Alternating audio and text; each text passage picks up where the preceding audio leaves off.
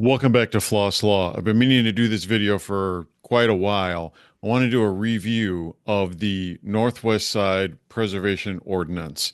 If you're not aware of what that is, it is isolated to one particular area of the city of Chicago, but I found that it has brought a lot of interest to people around Chicago and throughout the entire state of Illinois that we're going to talk about in a little bit. I'm not going to express too many opinions on this. This is purely going to be an informational video so I can put out so everyone's on the same page as far as what the ordinance says, what it doesn't say. As some other videos are going to be coming out that have already been recorded, expressing opinions on it, on how I think this ordinance is going to affect real estate going forward. But for right now, I just want to focus on putting out something for everyone to watch to get caught up on what exactly does this ordinance say, because I'm seeing a lot of misinformation being put out there. People aren't necessarily reading it carefully enough. I want to make sure everyone's on the same page as far as what this ordinance actually is.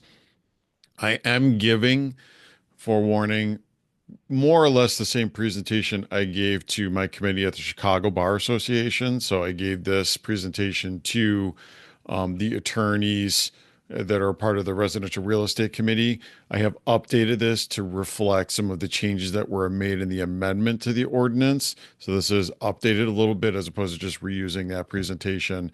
But I'll phrase this a little differently. Initially, this presentation was just for attorneys. This is intended to go out to everyone. So I'll try to make it so that everyone's on, again, so that everyone's on the same page with each other. So let's get the share screen going here. Bear with me for one moment. All right. So here we are, the Northwest Side Preservation Ordinance, although it doesn't just affect one area. We're going to talk about that in a second here. This is me. If you don't know me, I'm Bob Floss II. I'm a real estate attorney, been practicing for over 15 years now. It's getting up there. I'm up in Northbrook, Illinois. If you need to get a hold of me, this is where you can find me at.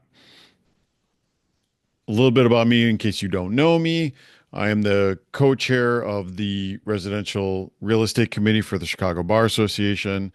I'm serving on, I believe, my fourth year on the Illinois State Bar Association Real Estate Law Council. You have to be appointed to that. So I've gotten a lot of value out of that committee. It's been great. We get to review all the legislation every year, and it exposes you to a lot of great things.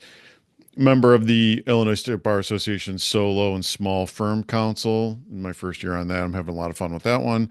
Member of the Illinois Real Estate Lawyers Association, North Suburban Bar Association. I'm an affiliate of NASBAR. I sponsor the North Shore Real Producers for the top producing realtors on the North Shore. I'm a member of the Northbrook Chamber of Commerce. And then when I get done with all that stuff, I get to have fun being a den leader for Cub Scout troop for the Wolf Pack. So we're going to go over this ordinance. We're going to go over the details of the ordinance, the history of this type of legislation. So I'm going to go over how this came about, what the history of it is, the impact, and the current status. Now, the Northwest Side Preservation Ordinance is split into two sections. The first section deals with demolition permits, purely just demolition permits. And then the second part deals with the tenant opportunity to purchase Block 606 pilot program. That's what they call it, but it's what we would call a right of first refusal. And we'll talk about what that means in a minute. Now let's get the demolition portion out of the way. That was a part of the original ordinance. There's not a lot to dispute or necessarily go over. It's just for anyone who intends on doing any development in these areas, they need to know what the new rules are. So some of the confusion initially with this ordinance is that this includes Pilsen. So you can see right here, Pilsen. Now, the right of first refusal does not include Pilsen. It's only the 606 area. But the demolition portion does include Pilsen. So there's a specific area of Pilsen where it restricts the demolition permits, and the bigger component was it increases the cost of the demolition permits. So that was the big deal here. Now you could see for anyone that's affected by this, if you're in the Pilsen area or intend on doing any development in Pilsen, I just want to point out this. I copied and pasted in here because it was very fascinating to me. The border of where the area is affected by this in the Pilsen area. And I'm going to compare it to something else in a moment here. You'll see why it's interesting. But if you go through here, it's not just going down the streets, it's going down, you'll see, in the alleyway. So it's very specific as far as where it goes. Now, when you look at this map, it zigzags quite a bit. So I would caution anyone that intends on doing any development in Pilsen, make sure that not only are you looking at the map, but make sure you're reading this boundary description block by block. It is very specific as far as what the boundaries are of this demolition program in that Pilsen area. So just especially when you get into this area over here, there's a lot of zigzagging happening here. So just be very careful knowing what your boundary is for this Pilsen area. Same applies for the 606 area. The 606 area is a lot easier. It's just strictly you go straight down the streets. So when you look at this boundary map is a lot easier to read. It just strictly goes straight down the streets. There's not a lot of things to get tripped up on here. So it's this 606 area that increased the cost of obtaining any permits. And the intention here is, I should preface it with this. The intention here is they want in both the Pilsen and in the 606 area to try to prevent the elimination of affordable housing. And one way they hope to accomplish that is to prevent eliminating two flats and three flats and creating luxury single family homes. So they want to eliminate, with the improvement of the neighborhood, taking away the two flats that are in the area that are needed for affordable rent and putting multi-million dollar single family homes that you've seen in other areas of the city. They don't want that to happen here. So that's the intention here, or at least they're making it prohibitively more expensive to try to prevent that. So what are the changes? If you want to get a permit to demolish detached house, townhouse, or two flat, it's gone from 15,000 to 16,000. A permit for demolition of a coach house or a multi-unit residential building goes from 5,000 to $20,000 per unit. So say if you want to demolish a 6-unit building, it's $20,000 times 6 is what the permit would be. All the revenue that's generated for this goes to Affordable Housing Opportunity Fund. And then ultimately also goes to the Department of Housing. Now we're going to talk about the City of Chicago Department of Housing a lot. I should say this right from the get-go. We're going to talk about the City of Chicago Department of Housing very often in this video. I'm not criticizing them at all. I feel bad for all of this getting dumped on them. They were given a very, very difficult task, having to figure out how to handle all of this that was just put in their lap. The duration, as of right now, there's a sunset provision. The duration is until 2029. All right, now the tenant opportunity to purchase block. Subject to the same boundaries that was above, that map that I showed you, does not include Pilsen. It creates a right of first refusal for tenants of the rental property. So what does that mean? When the owner tries to sell the property and they get a contract on it, the tenants have the first right to purchase that property instead of the end buyer. So it creates a right of first refusal, the same way condo associations do. They very rarely exercise them. Now they're giving a legal right to tenants to have the legal right to purchase a property when you try to sell it. It also, and we'll talk about the specifics of this, creates an affordable housing restriction covenant that carries with the property for no less than 30 years. There's a specific set of circumstances that creates this covenant, but it's something to know about. Now, what are the exceptions to the right of first refusal? There's several exceptions. If there's a foreclosure sale or deed in lieu, the tenants can't exercise the right of first refusal. If there's a transfer as part of a bankruptcy proceeding, a tax sale or tax foreclosure, transfer by device or intestacy, essentially if someone passes away. So if the owner passes away and it transfers to the surviving heirs, the tenants don't have a right of first refusal to prevent the heirs from buying it, or heirs from, I'm sorry, taking ownership of it. Between spouses or domestic partners or family, transfer to a trust, revocable trust, transfer to the beneficiary of a revocable trust by reason of death of the grantor or the person who created it.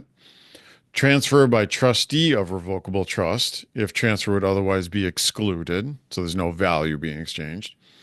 Transfer pursuant to court order or court approved settlement. Transfer by eminent domain. Transfer directly caused by a change in the form of the entity owning the rental property, provided the transfer is without consideration. So if you have to change something within the LLC or the corporation that owns it, not a transfer, we're going to talk about that later. The specifically addresses you can't try to transfer like the LLC or corporation to a different person to avoid this. But if you have to make any small changes to the entity, like if you have to buy out one of the partners, I would imagine that would be something that's an exception. But you can't try to sell the LLC as a matter of circumventing it. It specifically addresses that. And then we're going to talk a lot about a tenant association. A tenant association is an association of tenants, whether incorporated or not. There's a written consent to form a tenant association has been given to tenants by the other tenants. So this is the tenants trying to get together to form an association. At least 75% of the occupied units in the property with 5 or more units. So if you have a building that's 5 or more units, you need 75% of the tenants to come together. 4 or fewer units, so if it's a 2 flat or 3 flat, you only need 50% of the occupied units to say that they want to elect to form this tenant association. Tenants agreeing to the association sign a form provided by the Chicago Department of Housing.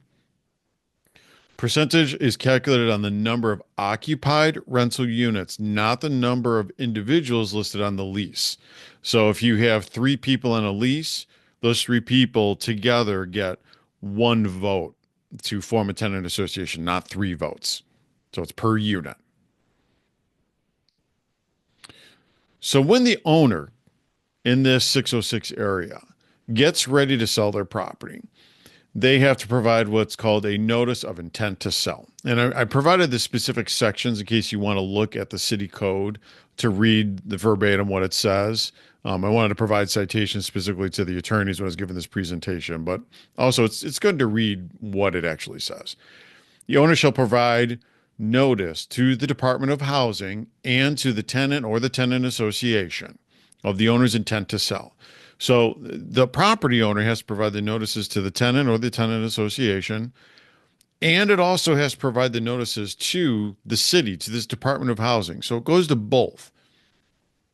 If there are 5 or more dwelling units, you have to provide no less than 60 days notice prior to listing or offering it for sale. So this is going to require a lot of communication with the owners and their realtors that they're working with to sell the property. They're going to have to get ready and have these notices out 60 days before they can even put it on the market. So there's going to be a lot of prep that goes into it. Now, you can't just throw it on the MLS or on Zillow or whatever. 4 or fewer dwelling units for a multi-unit building, you have to provide no less than 30 days notice. So 60 days for if you're 5 or up. If you're 4 or less, you need 30 days notice. Now, here's the part that I thought was really fascinating. They almost verbatim lifted the notice provision that I'm familiar with dealing with evictions.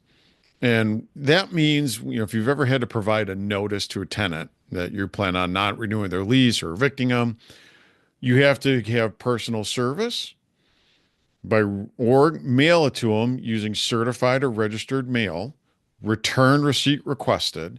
Now, when we talk about return receipt requested, that means that green card. You know, that green card sometimes that comes with the letter, we have to sign it, and then it goes back to the postmaster, and then they send it back to the person who delivered it, that you signed it, that you received it. on a form provided by the Department of Housing. Here's the dilemma I have with this. People try to do this certified or registered mail. We almost never get these green cards back. I can tell you from doing evictions, we almost never get this return receipt request back in the mail. And whenever we're dealing with evictions, you have to have this green card. So I'm not recommending doing certified mail to my clients. I find it's challenging to get this return receipt. And remember, Department of Housing, we're going to talk about it later, can come in and audit your file. So you have to make sure that this is done properly. You can't be lazy with any of these steps. So I'm recommending my clients, you need to have in-person service to each tenant. You need to go visit each one of them individually and make sure you put this in their hands. Whoops, put this in their hand. Or you need to have some sort of service. And if that service, depending on if it's a contentious situation with the tenants, maybe you're going to have a problem with them. Maybe you need to have a special process server to serve this notice to the tenant so that you have something that shows that you delivered it. But I just caution people, be careful with certified registered mail because especially in Cook County, been having a lot of problems with that. I mean, you really have to get that in-person service. Tenant notice must include the name, address, and telephone number of each owner of the rental property. So the owner is defined as the person, firm, partnership, corporation, trust, organization, or LLC. So you have to provide them, the LLC or the partnership or whoever's name, address, and telephone number. This seems kind of silly, but the address of the rental property, description of the property, the number of units, the bedroom bath count, the proposed asking price, the statement that the owner intends to sell, and this is all on the form provided by Department of Housing. So this is a set form. You're not going to have to create this. Summary of the tenant's rights under the section, and that's provided into the form, so you don't have to write that out. And the owner must keep receipts of all the notices for inspection by the Department of Housing for up to 3 years. So even after you sell the building, Department of Housing can come back and say, hey, you know what? One of the tenants was saying that they never got the notice. Can you go back and pull those notices out and show us that you did it properly? Which, again, is why I go back to let's make sure we get those services out right. Tenant association, tenant, or Department of Housing may request. So again, this is only the intent to sell. This, you don't have a contract yet. You deliver the intent to sell. Tenant association, Department of Housing may request the most recent rent roll, including each unit number and the monthly rent charge for each unit. So you have to tell the tenants exactly how much everyone is paying in rent. List of vacant apartments and a statement of the rental property's vacancy rate for the last 12 months. The income and expense report for the last 12 months, including capital improvements, the taxes, and other charges. Any other information that the commission may specify by rule. So the Department of Housing can say, we want to see more information on this building. And the owner has 30 calendar days to provide. So at this stage, the tenants can say, hey, we want to see how much all of us are paying in rent. We want to see what the income and expenses are for the building. We want to see exactly, what the profit is. And you have to provide it. Definition of a sale. I want to make sure we hit on this. The act by an owner to convey, transfer, or dispose of rental property by deed or otherwise, whether through a single transaction or a series of transactions, which includes transfer of title to the rental property, transfer of a majority interest in owner. So the ordinance does not interfere with rights of shareholders or members to buy out partners as long as it's not a majority interest. So it specifically says in the ordinance that if you put your property in LLC and then you try to be cute and transfer or sell the LLC to try to avoid this, the ordinance covers it. It's to transfer the majority interest in the LLC, the corporation, or selling the property.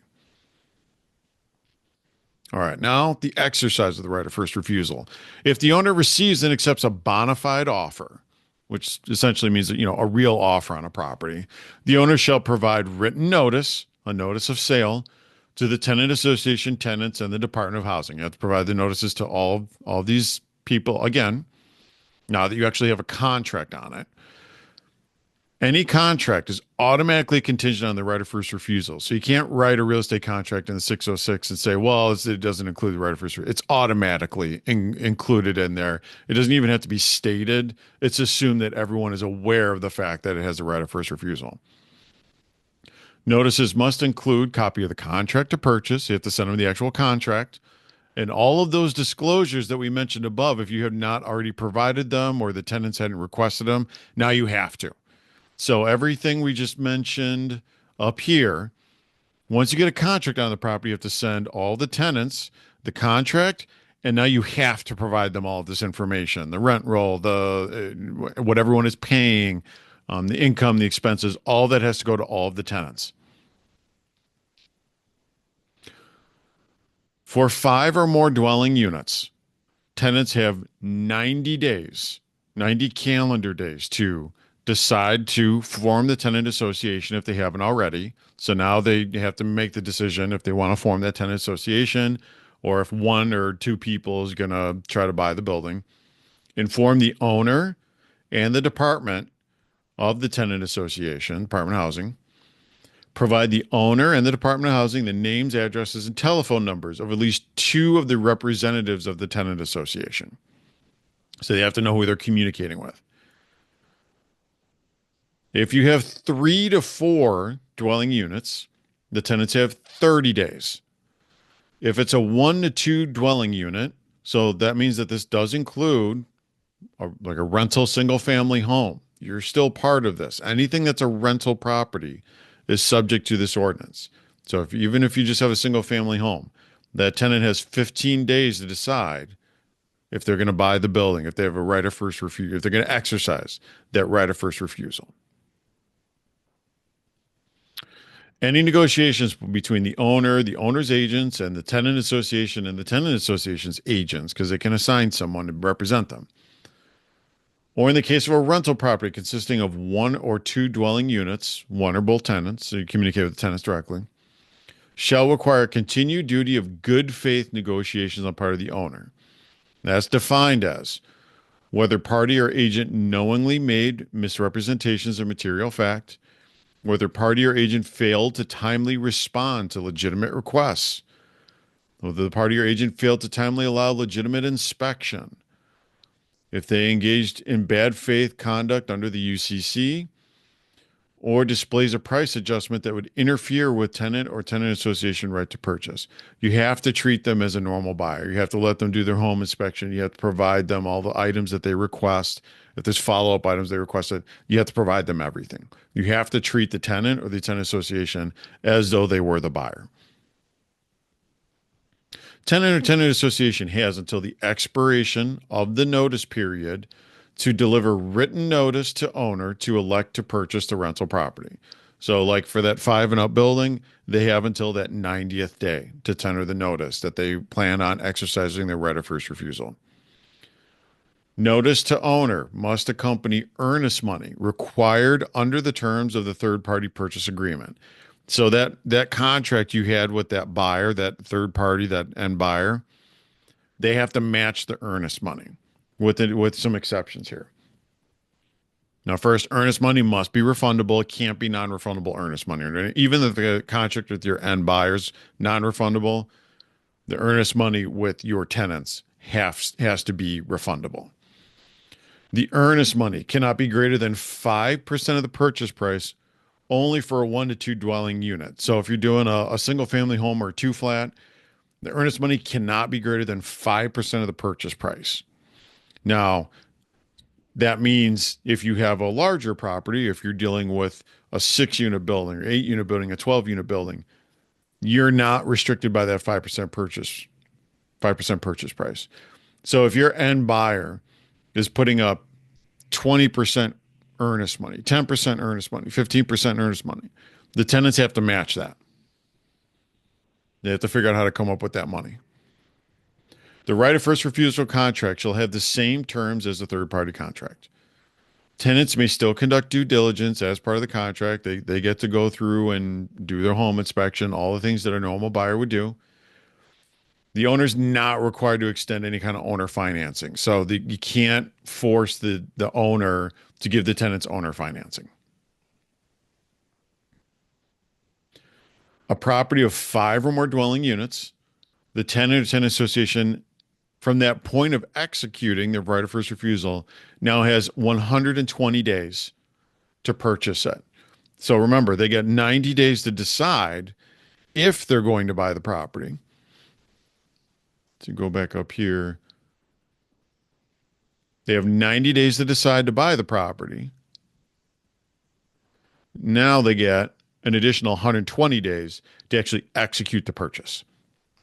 A property of four or fewer dwelling units, they have 60 days. Tenant or tenant association has the time period to complete due diligence and secure financing unless otherwise agreed. That's always the assumption. In order to exercise the right of first refusal, a property of five or more dwelling units, tenant or tenant association must provide the owner with a letter of interest or letter of intent from a community organization, lender, or community development financial institution indicating the purchaser is in the process of obtaining pre-approval. This was just changed. So this is one of the major amendments they just made. This wasn't in the first draft. It's now in here. Originally, there was no financing component, or I should say, no letter of intent component as part of this. The tenants had the full time period to figure out their financing. Now, the tenants have to produce for five and up some sort of letter of intent that shows that they already went to a community organization or community development financial institution. There's going to be groups within the city of Chicago that will provide special financing for these type of properties. They have to go talk to them first. They have to get some sort of pre-approval before they exercise all of this period of time. A property of four or fewer, the tenant or tenant association or assignee, we'll talk about that in a moment, shall provide pre-approval for a lender. If you're dealing with a 2-flat, 3-flat, 4-flat, not many 4-flats in the city, but 2-flat and 3-flat, the assumption is you're probably going to go through a conventional lender to get that financing. For five and up, it's very difficult to get any kind of conventional financing. You have to go through a commercial lender. You have to put a large down payment. So the idea here is, or the assumption is, any of these five and up transactions is going to require some sort of city-backed financing or community organization financing in order to purchase it. Contract period. The owner must give the tenant or tenant association any information about the rental property that's reasonably requested, such as architectural and engineering plans and specifications, if available, and access to the rental property to inspect and conduct reasonable tests. At conclusion of time allotted, tenant or tenant association, the owner, shall sell the property to tenant or tenant association and prorate the prepaid rent. I mean, you should do that anyway, but they wanted to make sure that that was clear, that you have to prorate the rent. If tenant or tenant association declines the option to purchase or is unable to obtain financing, which will probably happen, the owner may sell to the third-party purchaser. So once the tenant has reached the end of their journey, they either can execute the purchase, they decline the purchase, or unable to obtain financing, then you could sell to that third-party purchaser. Now, can you move that timeline up? Yes, we'll talk about that in a little bit. If the sale to the third-party purchaser fails, or there's a material change in the terms of the sale, the right of first refusal shall be reinstated. Now, this section is being restructured a little bit.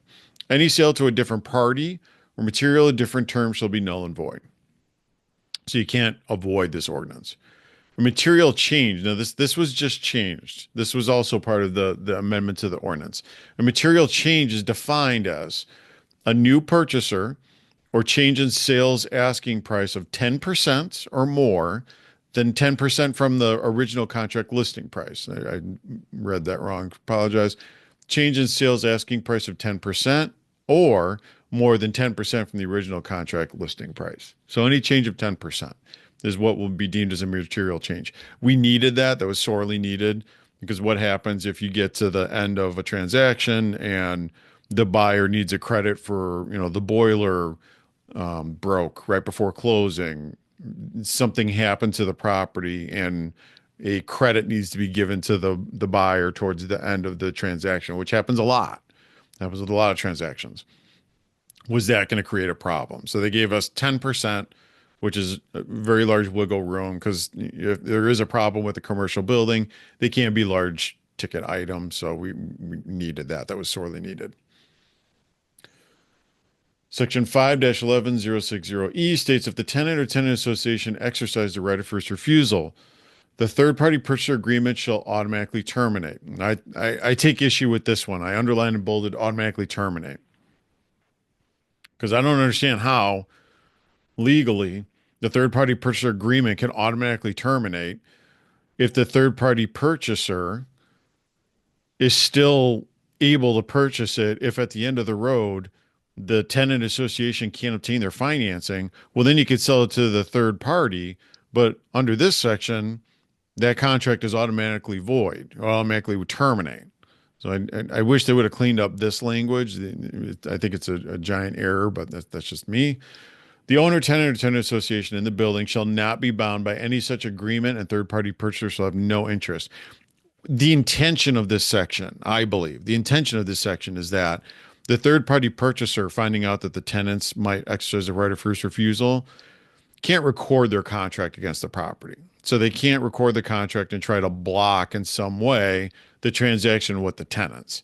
If the tenants elect to purchase it, the third party purchaser is left with nothing. They don't have any rights against the property, the tenants, or the owner.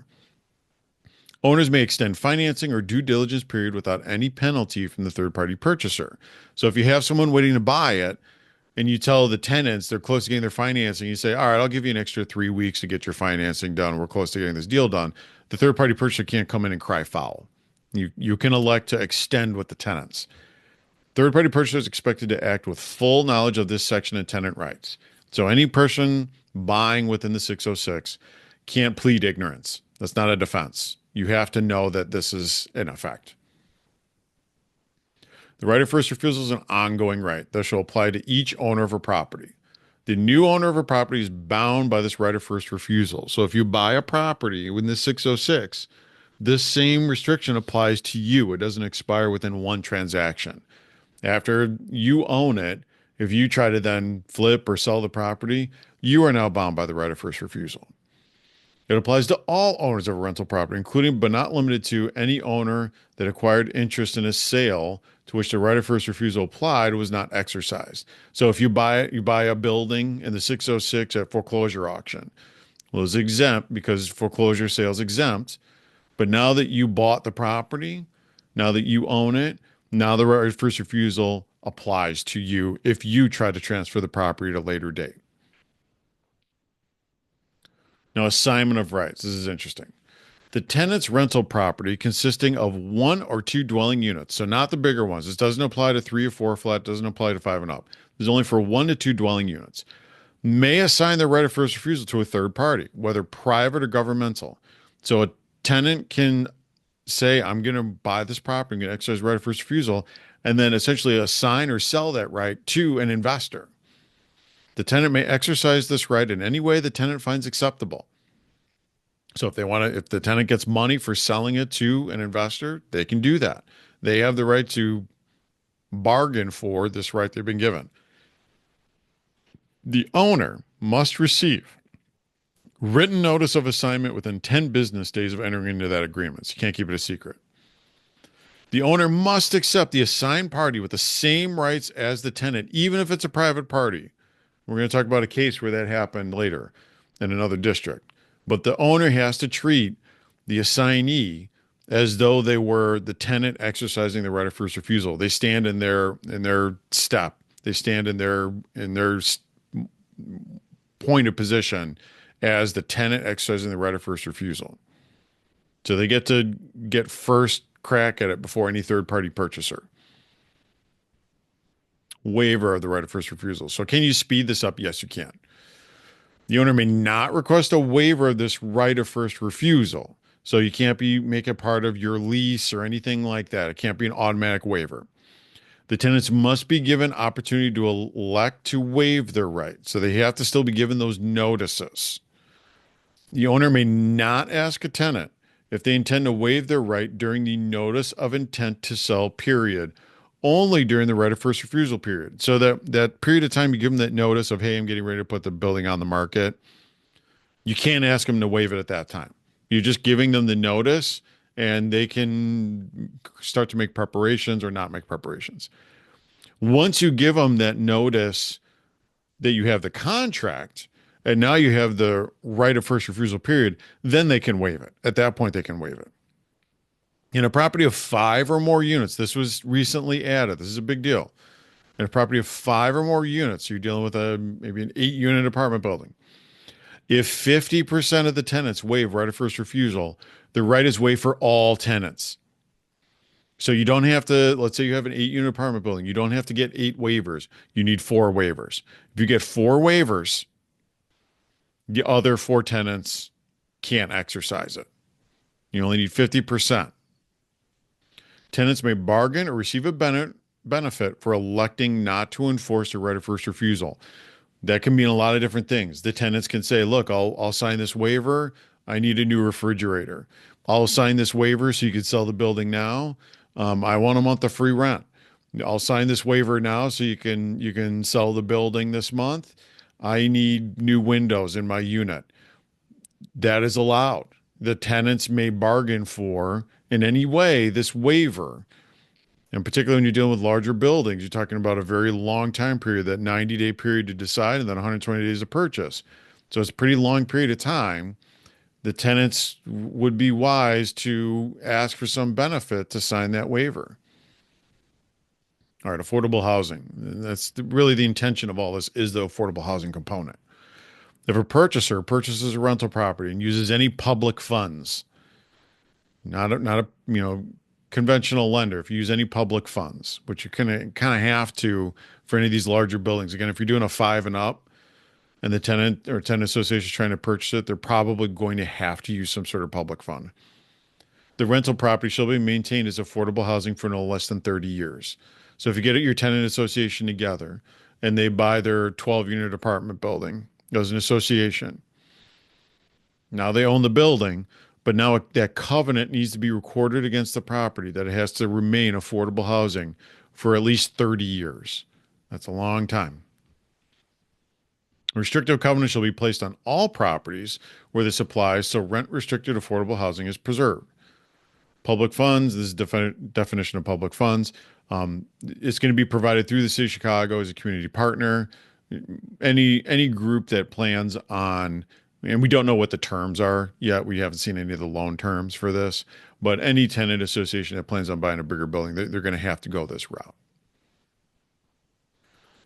An owner may not disturb a tenant other than for just cause eviction during the time period set in this section. So if the tenant stops paying rent, that would be just cause. You can proceed, but we do expect a little pushback of this as far as if an owner tries to push out tenants during this right of first refusal period. This could be a point of contention. Just cause is defined as an eviction for serious or repeated violation of the terms or conditions of the lease or occupancy agreement, or for violation of applicable federal, state, or local laws, or for other good cause. If tenant or tenant association under 511060B3, a property with 1 or 2 dwelling units, it's only 1 to 2 dwelling units, waives this right of first refusal, and the property is sold to a bona fide third-party purchaser, just a regular purchaser off the street, the purchaser must allow the current tenants to remain in the respective unit until each tenant's lease expires at the same terms and conditions as before the sale, or remain for 6 months from the date of the sale, whichever is longer. Some people are a little worried about this one, that they have to leave the tenant in the property for 6 months, even if the lease is expired, even if potentially the concern is, what if the tenant stops paying rent? Does this supersede that they get to stay in the property for 6 months no matter what? A little concern on that one. Violating the terms of this ordinance will result in a fine of no less than $200 and no more than $1,000 for each offense. And yes, it's each offense per day. So I would expect it to be $1,000 per unit per day will be the potential penalty if anyone tries to avoid this ordinance. Tenant or tenant association may also seek civil action to enforce this section, meaning an injunctive relief. Essentially, if they think that the owner's trying to sell it to a buyer and avoid the right of first refusal to the tenants. They can seek an injunction from a judge to stop the sale. Now, this is not new. So we're going to get into the history of this a little bit, and I'll explain why in a moment. The history of tenant opportunity to purchase. This has been around actually for a long time. It was started in Washington, D.C. in 1980. And it was even started before that. There was a pilot program in Washington, D.C. in the 70s, but the actual ordinance in Washington, D.C. has been around since 1980. So we're going to talk a lot about Washington, D.C. because obviously there's a lot of history there for us to pull from as far as how this ordinance is applied. And you can see here all the other ones that are in effect. So Washington, D.C. officially went in 1980. We have another one in 87. And then really there's nothing for a very, very large gap. And you'll see Prince George County in 2013, another county in Maryland 2018. And now you'll see there's a lot more coming. San Francisco 19. Then you have Baltimore, Philadelphia, Minneapolis, Maryland, all 2023, 2024. If you look up online, I didn't make it a part of the slides. There are a lot of cities that are debating having this in their cities. If you live in any major metropolitan city in America and you Google tenant opportunity purchase and then the name of your town, I would venture a guess that at some point it has been debated, introduced, discussed, or maybe even voted on, or maybe even pending coming soon in the coming years. So even though we're talking about Chicago, in a very specific area of Chicago, anyone watching this, if you live in a different state, in a different city, this is very quickly expanding. You can see just in the last few years how much it has expanded with Baltimore, Philadelphia, Minneapolis, Maryland. Then there was a whole long list of other cities that were considering it. I know New York is looking at it. A bunch of other places are looking at it. That's why you need to be aware of this because this is something that is quickly expanding through all the major cities. Now, there was a pilot program in Woodlawn, which is another area of Chicago, in 2020. And I had a quote here from September 2023. The city had reported that tenants have not utilized the program yet. Essentially, in the Woodlawn area, even though there was a tenant opportunity program put into place, it hasn't been exercised, mostly because the area of Woodlawn where it focused, where they put the Obama Library, was already subsidized affordable housing.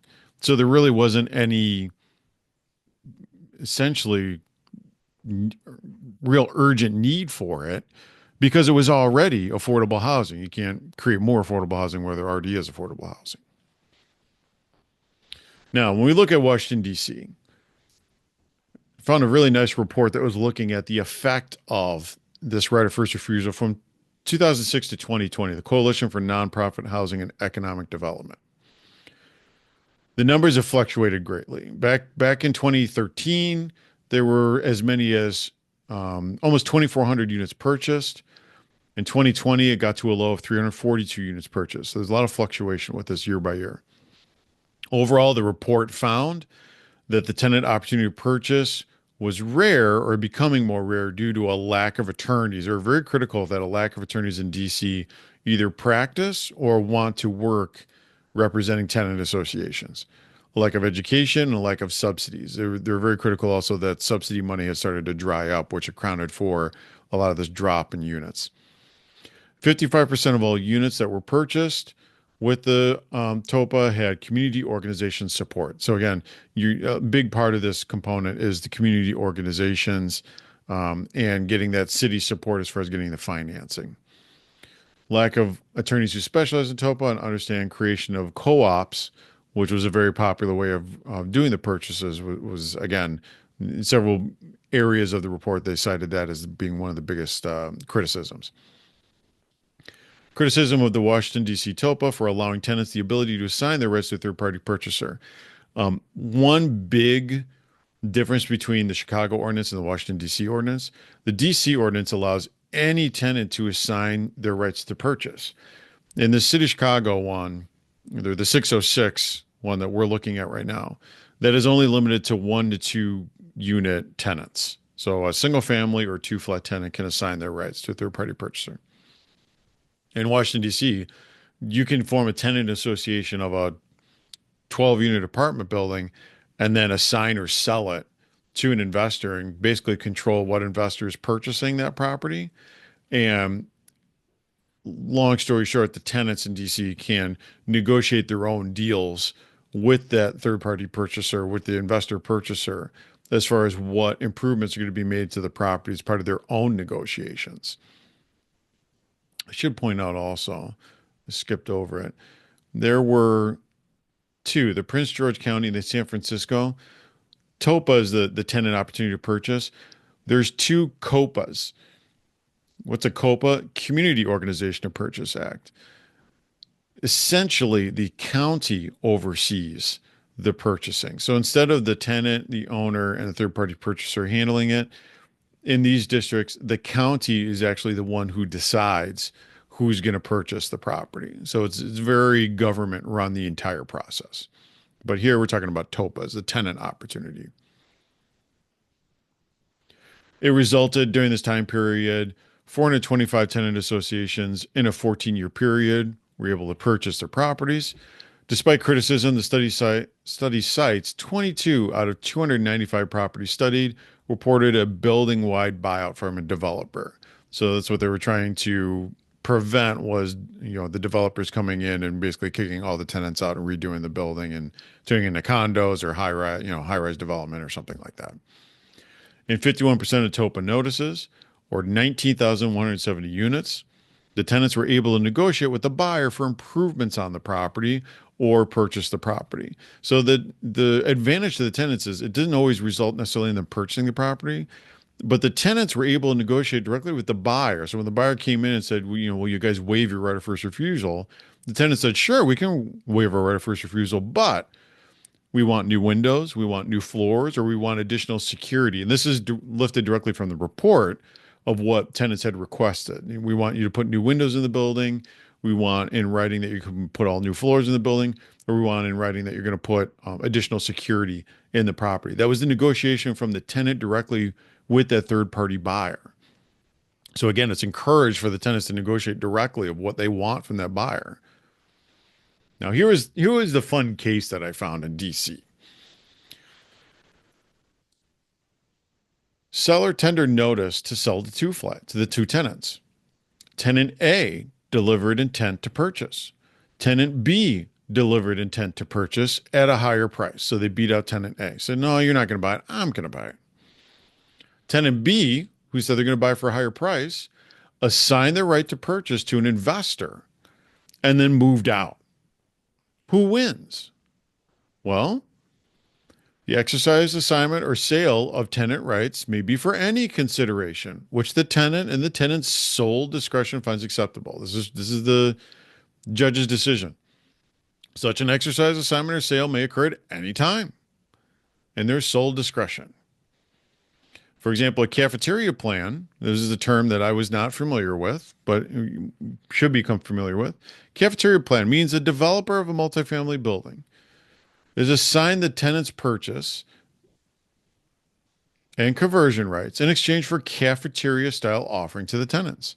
So it basically means the tenant or the buyer goes door by door and the tenants get to pick and choose what they want. Well, I want a couple months free rent, or I want to re-sign a lease for 2 years at lower rent value, at affordable value. I want you to give me $10,000. I want you to give me all new appliances or new windows. It's totally up to each tenant to individually decide what they want for their waiver or assignment of their rights. Tenants, the class who TOPA was designed to protect, thus receive a significant and tangible benefit from authorizing assignment of their rights. So if you can't figure out where this case decision was going, the judge sided with the tenant that assigned their rights. Tenant B, who left. The fact that they left has nothing to do with it. All that matters is tenant B has a legal right given to him by law to assign their right. They assign their right to an investor. I'm sure they received some benefit from it. It didn't say in the case, but I'm sure that tenant received something from that investor for doing so. That investor stands first in line. They're before the other tenant, they're before any other outside purchasers. They are the first person in line to purchase that property. They get to stand in the same shoes as tenant B, and the owner has to treat that investor as though they were the tenant exercising the right of first refusal, and they would get first stab at buying the property. And because I'm sure that it's going to come up very often.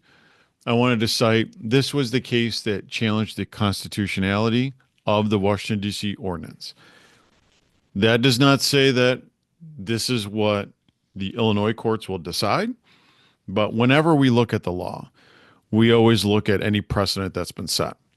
And this was the precedent that was set in Washington, D.C. The judge, which when I presented this to the Illinois State Bar Association, I thought some people were going to fall out of their chairs. The judge's decision here was essentially they were challenging under the taking clause, that it's an unconstitutional taking of property rights. The judge said the just compensation clause does not require that a landowner be permitted to make the most profitable use of his property. Quite the contrary. Property value standing alone does not establish a taking, especially where the property is capable of earning a reasonable return within the government restrictions. That'll make some of your blood boil. Some people will agree with that. Some people will very strongly disagree with that. But the judge in this case determined that, look, if you're getting a reasonable profit, that's enough. You don't have a constitutional right to make the highest profit on your property. Now, that sounds good when you're a tenant. When you're a property owner and someone says, well, this is enough money that you should be getting. You don't need to make more than that. Well, so someone else should be able to get that money. It feels a lot different when you're a property owner. Someone saying you don't get the highest and best use. If you threw your house on the market and you thought you were going to get 400,000, and then someone tells you, well, I mean, 350 is good enough. Not because the buyer wasn't willing to pay for that, but because the government said so. That's a little bit of a hard pill to swallow. The court observed that most land use regulations have the effect of reducing the value of regulated properties. So that was the decision that was made here. I expect that there will still be a challenge of taking for this legislation. Whether this decision will set the precedent for Illinois or Illinois will take a different approach remains to be seen. I mean, that's up to the legislature. I can't tell you what they'll do or what they won't do, but this will be the argument that will be posed. Now, I did find it was interesting. There was a dissenting opinion, not on the takings clause, for anyone that's researching constitutionality. Although they acknowledge the applicability of the presumption of constitutionality, the owners contend that the tenant consent requirement impermissibly delegates legislative authority to private citizens. So the dissenting judge said, hang on, I agree that the takings clause does not apply. However, there could be an argument made here that by giving this completely unrestricted right to the tenants, have we impermissibly delegated legislative authority to private citizens, which is unconstitutional? They claim, in effect, that this legislation in D.C. relegates their right to use their property as they see fit at the caprice of tenants who are free to act and promote their own private advantage rather than in the public interest. They argue that no standards are provided for the granting or withholding of consent so that a majority of the tenants can bar conversion for a good reason, a capricious reason, a selfish reason, or no reason at all. This standardlessness, say the owners, renders the legislation unconstitutional and denies them property without due process of law. So, something else to think about is not just the takings clause, but does this legislation, because it really gives the tenants a lot of rights, and it appears on its face to give rights that really taking away rights from the owner and giving it to the tenants, is that giving legislative authority to private citizens. I will express a few criticisms I have of the ordinance for the way that it's written. Will this discourage FHA owner occupied purchases? I know a lot of my business, a lot of my buyers that do two flats and three flats in the city of Chicago are owner occupied, FHA owner occupied. They live in one of the units and rent out the others. Is this going to frustrate owner occupied buyers where this process is going to make it difficult for them to buy any buildings in this area? What do I do when I have a client who has a high interest rate loan or is facing default and can't sell the building quickly? Let's say I have a client who has 12% interest on a commercial loan. Maybe they had an adjustable rate and the adjustable rate went to 12, 14%. They have to get out of the building quickly. They're losing thousands of dollars a month. They have to get out of there. Or they have a default with a hard money lender with the bank and they have to get out of there quickly. They have interest accruing, let's say on a multifamily building, and now they have to wait 90 days. You have to give 60 days notice, then give them the 90 days right of first refusal, and then wait 120 days from the close. That's a lot of interest that's accruing. And there's nothing currently in the legislation that helps the sellers in that situation where they're in urgent need to sell. What are the material? Well, this I forgot to delete this part. This now there we've defined material changes, but originally that wasn't in there, so I apologize. That didn't get deleted. Will this result in more evictions or non-renewal of leases? I know I've already talked to several clients who have expressed to me, well, if the tenant leaves the building, do they, before I put up for sale, do they have the right of first refusal? Well, no. If they're gone, then before you send out those notices of putting the property on the market, then they don't have a right of first refusal. I've had several clients tell me, well, that's fine. I'll just kick all the tenants out then. That's a simple solution. I'll just tell the tenants to get out, then I'll put it up for sale. I don't have to do any of this, which is completely counter to the intention of this act, which again is to preserve tenants in this neighborhood and have affordable housing. The very real solution I'm hearing from some landowners is I'm just going to kick everybody out. I'm not doing all of this. Tenants' ability to come up with earnest money, there could be a very big barrier, particularly when we're dealing with these larger buildings. Is a buyer who's trying to buy the say 8-unit building. Maybe they say, well, I'll put $100,000 earnest money down. Let's see the tenants come up with that. And if you're representing the tenants, that could present a barrier of putting a very large amount of earnest money down that they simply can't come up with.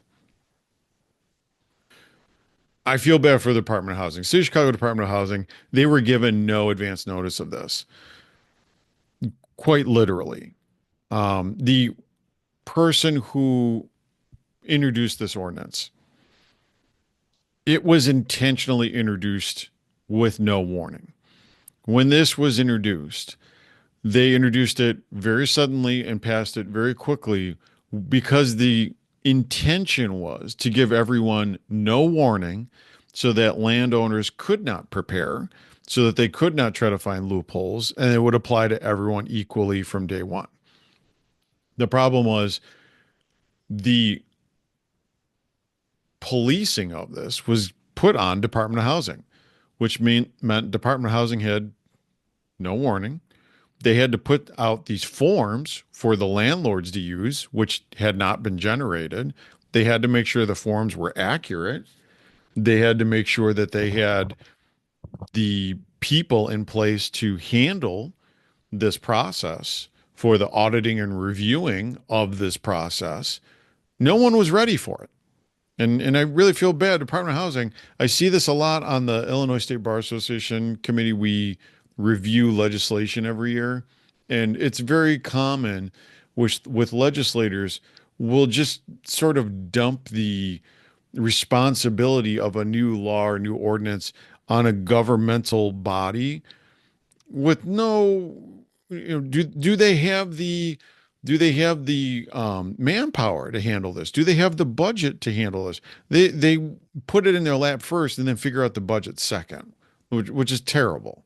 So this Department of Housing is supposed to figure out how to handle all this on the fly, and then they'll figure out the budget and the staffing later. I mean, my heart goes out to them. It's terrible when legislators do this.